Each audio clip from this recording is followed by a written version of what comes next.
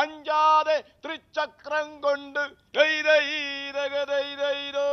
അഞ്ചാതെ തൃച്ചക്രം കൊണ്ട് മറച്ചു കൃഷ്ണൻ. അഞ്ചാതെ തൃച്ചക്രം കൊണ്ട് മറച്ചു കൃഷ്ണൻ.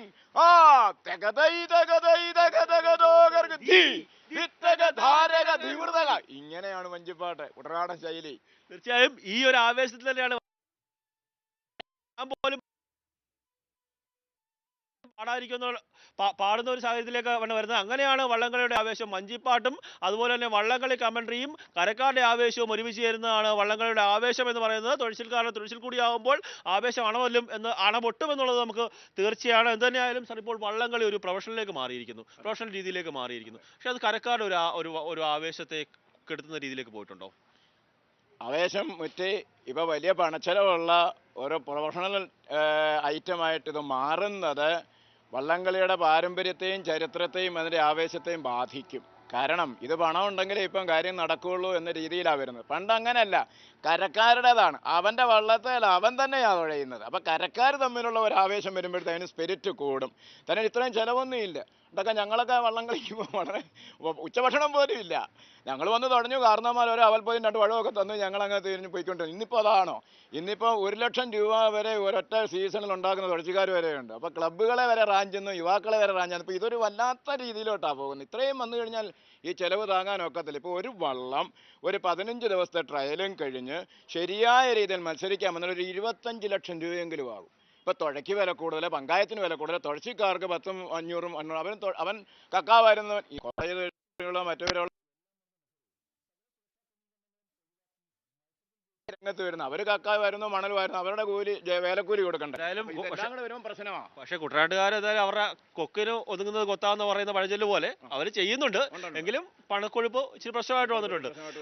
പക്ഷേ നമ്മൾ വള്ളംകളി തുഴച്ചിൽക്കാരുടെ ആരോഗ്യത്തെ കുറിച്ചാണ് പിന്നെ പറയേണ്ടത്. ആരോഗ്യം സംരക്ഷിക്കുന്ന പോത്തിറച്ചി അതല്ലേ ആരോഗ്യത്തിന്റെ ഒരു ഇറച്ചിയാണ്. അത് എങ്ങനെയാണ് നമ്മുടെ ഒരു വള്ളംകളി തുഴച്ചിൽക്കാരുടെ ആരോഗ്യം സംരക്ഷിക്കുന്നത്? പിന്നെ ഈ ചാറ് കുറച്ച് പെരളൻ സൈസിൽ ഇറച്ചി കറി വെച്ച് അങ്ങോട്ട് കൊടുക്കുക. ഏത് ഭക്ഷണമാണ് അതിനോട് വെല്ലത്തില്ല. ഇപ്പോൾ ഒരു ഗ്ലൂക്കോസ് കൊടുത്താലും കൊള്ളാം, വൈറ്റമിൻ ഗുളിക കൊടുത്താലും കൊള്ളാം, ഇത് മസ്റ്റായിരിക്കണം. ചോറ് കുറച്ചുകൊണ്ട് ഇറച്ചി കൂടുതൽ കൊടുത്തുകൊണ്ട് അതിൻ്റെ കലോറി വർദ്ധിപ്പിച്ച് തുടങ്ങിയെടുക്കുക. ഇപ്പോൾ നമ്മൾ പേപ്പറിൽ കാണുന്നുണ്ട്, പ്രാണായാമം കൊടുക്കുന്നുണ്ട്, യോഗ കൊടുക്കുന്നുണ്ട്, വ്യായാമം കൊടുക്കുന്നുണ്ട്, പേശീബലത്തിന് എക്സസൈസ് കൊടുക്കുന്നുണ്ട്. ഇങ്ങനെ ഒരുപാട് കാര്യങ്ങൾ. പണ്ട് ഇതൊന്നും ഇല്ല.